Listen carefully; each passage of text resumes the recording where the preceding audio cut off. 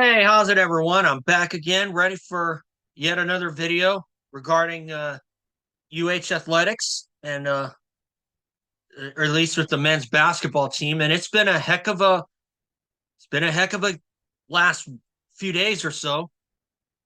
But hey, before I get to that, I want to tell you guys, hey, subscribe if you haven't. Helps the algorithm, helps me out. I'm still not able to remonetize my channel again. But hey, I'm gonna try and reapply. Hope to. I want to do this full time. I hope that you guys will still like my videos, and hopefully somehow I'll still be making money off of these. So, but still, if you like what I post, just subscribe if you haven't. Maybe I'll find more reasons to do videos, whether it's UH athletics or Supercross or anything else. But anyway, there's been some good news out of the UH men's basketball team. So let's start. University, this senior already holds both an undergraduate and master's degree in business. The senior from Morrisville, North Carolina, number 55, Juan Munoz.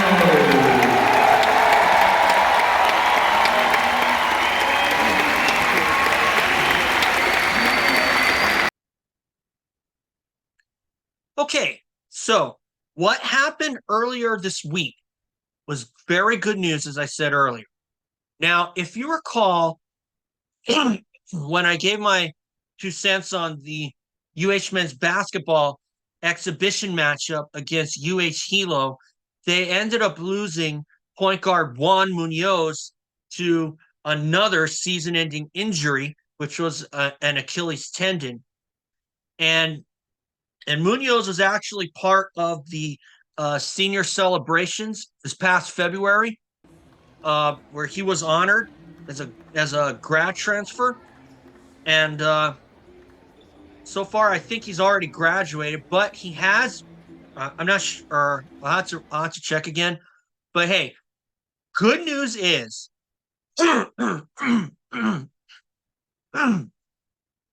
excuse me. Good news is, Juan Munoz has been granted another year by the NCAA as an 8th-year senior. And I, for one, am very much in favor of that, and I applaud Juan Munoz for getting that extra year. And as per other news that I meant to do earlier, not only has Juan Munoz been given another year of eligibility, but UH men's basketball also picked up someone else from the country of Japan. And he's the first player from Japan that I can remember in who knows how long. And his name, Akira Jacobs. And considering that, Hawaii is affiliated with Japan, you got flights going into Japan and everything.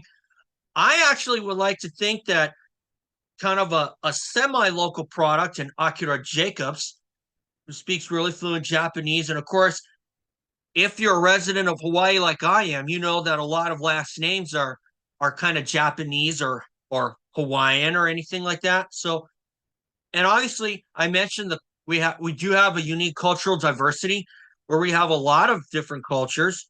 We also have a lot of course, Hawaii is certainly no short of places to eat, whether it be local food or other stuff. There's even some Japanese restaurants as well. But anyway, with Juan Munoz getting another year, good on him. You know why? I'm very glad that he petitioned the NCAA for another year, because I have said this on social media, but I would certainly hate for someone like Juan Munoz to come here and not have much of a tenure. Because in 2022, he was ruled out due to knee surgery, and then he came back, and then he ends up being relegated back to the sidelines because of that ruptured Achilles tendon, which was the same thing that cost Eli Tomac the Supercross championship this year. But anyway, of course, as Cooksey had mentioned, ruptured Achilles tendon, that takes about 10 months to a year to recover. And of course, Munoz had actually told KHON2's Rob DeMello, sports director there, that he loved basketball too much to just let it go. And I don't blame him. I'd have petitioned the NCAA for another year if I was in his position. But still, when you look at this past season, there are at least 5 games this season where having Munoz out there would have made a big difference would have made all the difference in the world. Because, you look at, if you didn't lose Munoz, they may very well have won the Outrigger Rainbow Classic in 2022 and had not taken Yale to overtime, because shooting was overall just terrible that night back in November, even though there were some bright spots. But, you put Munoz out there, we probably would have beaten Yale going away. Not going to lie to you. And, you look at conference play, we may very well have you put Munoz out there, we may very well have swept UC Davis. We may very well have won over UC Santa Barbara at home anyway. And we may very well have taken at least 1 or 2 games from Cal State Fullerton. Okay? So you put Munoz out there, that's at least 5 games that I can think of this season, conference and non-conference, that I felt got away from them because Munoz was not out there. And of course, it's not all Juan Munoz. There's other guys like Beon Riley, Justice Jackson, and we did lose a Moralato to shin splints after the Diamond Head Classic. But, looking at last season, you put Munoz out there, we may very well have gotten at least 1 win. We may very well have defeated Vanderbilt and very well have gotten South Florida. But, it is what it is.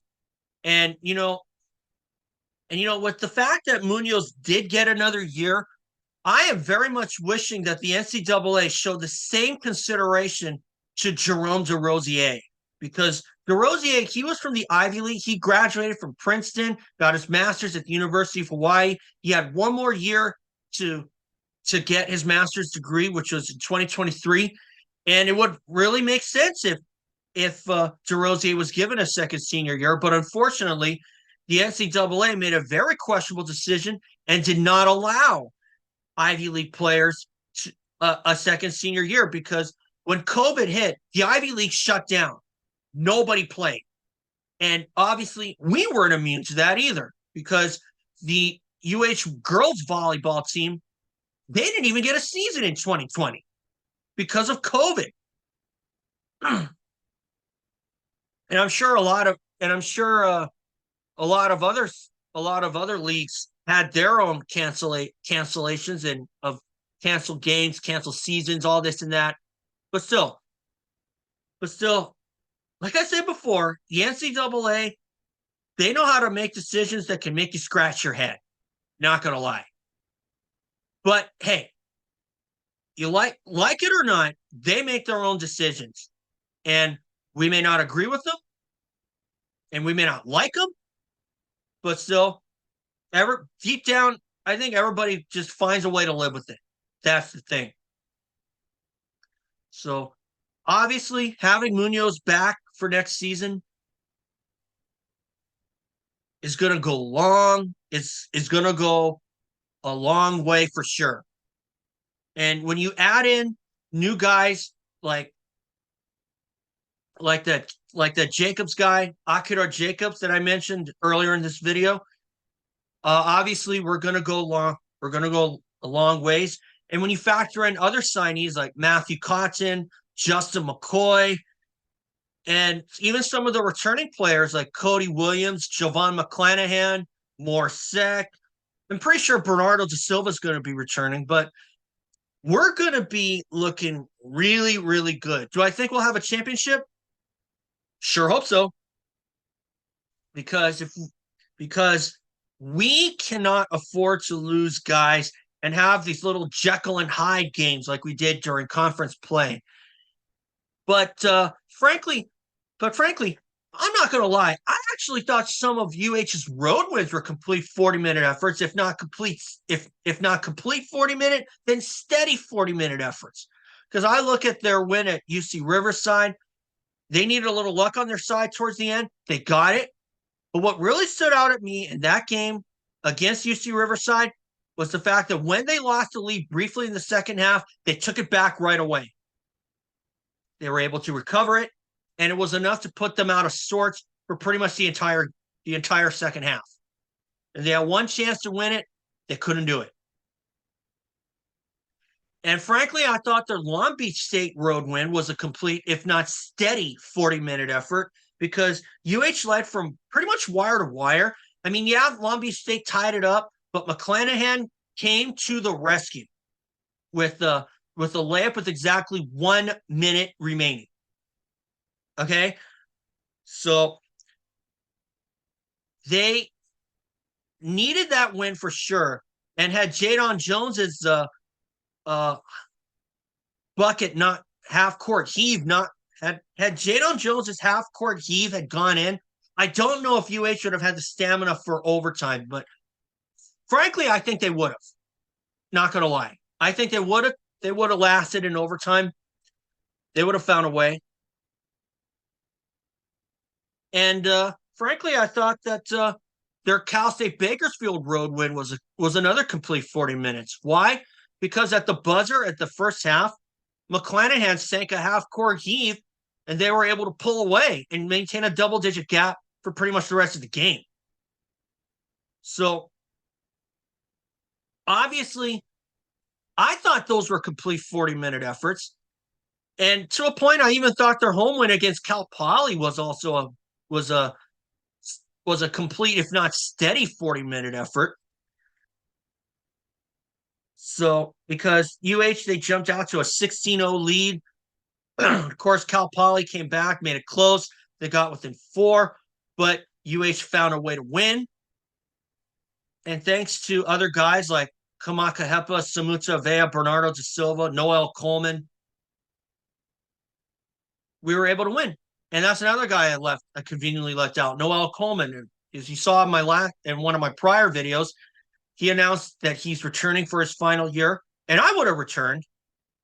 And I'm not going to lie, but I believe that Noel Coleman choosing to return, I believe is great.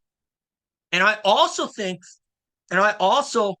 fully think so that Noel Coleman definitely had something to prove after how this past season went for him. He didn't miss any games, but like I said, there were quite a bit of games that did slip away from them, whether it was bad shooting, not having this guy or that guy out there, or having a depleted bench, or not having another player like Jerome DeRosier having a second senior year. You could factor all those in, and that could account to why UH finished 5th place overall in the Big West standings this year, when they were picked to finish 2nd. And who knows? I think they could finish 2nd this season, if not win the tournament. If they don't get a top 3, I'm going to be disappointed. That's for sure. So, obviously, we're going to have to wait until the fall. I certainly hope that we can fill in those holes that from the guys that did leave us, and Justice Jackson, Beon Riley, and Amora Lotto, and Zor Ned. But I'm also holding out hope that another local kid, JJ Mandaquit, chooses to come here, because with Zor Ned entering the transfer portal, UH-Hilo could work out for him because that's where he's headed. But obviously that's a big loss as well. But at the same time, it's also a double-edged sword, because Zor Ned was in the same graduating class as me in spring 22. So he probably could have left the team if he wanted to. But you know what? He chose to continue on. And I think he's probably going for a master's, although I'm not quite sure.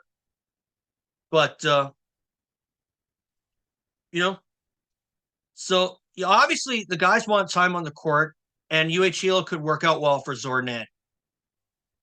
It definitely worked out for Cameron Ing, and he's now playing at Chaminade, I think. or something like, or it's one of the Division II schools in Hawaii. I don't quite remember.